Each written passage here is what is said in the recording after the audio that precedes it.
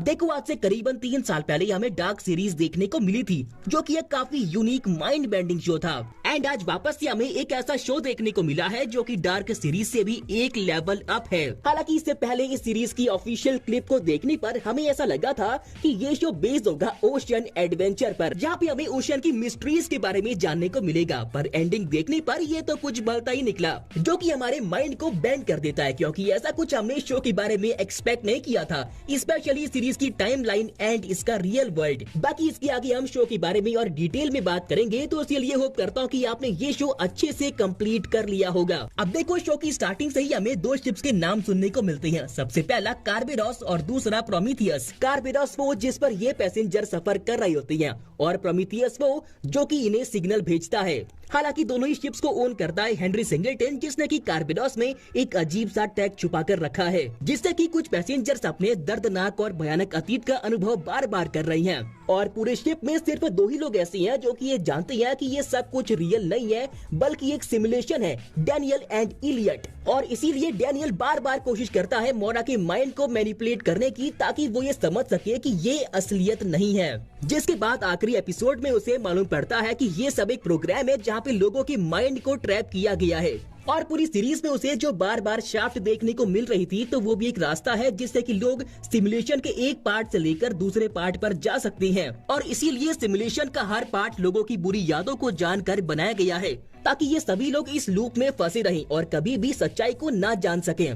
But मोरा, जो कि हेनरी सिंगलटन की बेटी है, वो जान जाती है कि ये एक नेवर एंडिंग लूप है, क्योंकि हर शिप एक नया सिमुलेशन है, जिसके खत्म होने के बाद इनकी मेमोरीज को इरेज करके इन्हें वापस से एक नए शिप में डाल देते हैं, जिससे कि इन्हें सब कुछ रियल लगता है। पर असल में इन्हें ये तक याद नहीं है कि ये लोग शिप पर आए कैसे थे। अब देखो, अगर बात करें हेनरी के बारे में, जो कि अपने ऑफिस से ही बैठकर सब कुछ देख रहा होता है और ब्लेम करता है कि ये लोग बार बार एक सी गलतियां कर रही हैं, जिससे कि हमें ऐसा लगता है कि यही मास्टरमाइंड है जो कि सब कुछ कंट्रोल कर रहा है, ताकि ये ह्यूमन ब्रेन को अच्छे से समझ सके और उसके फुल पोटेंशियल को अनलॉक कर सके। हालांकि आगे जाकर हमें मालूम पड़ता है कि ये खुद लूप में फंसा हुआ है, और ताकि रियल वर्ल्ड में जाग सके इसीलिए वो चाबी ढूंढ रहा है। अब देखो, अगर बात करें सीरीज की एंडिंग के बारे में, जहाँ पे हमें ये जानने को मिलता है कि रियल वर्ल्ड में डैनियल एंड मोरा की शादी हो चुकी है और उन्हें एक बेटा भी है इलियट के नाम से।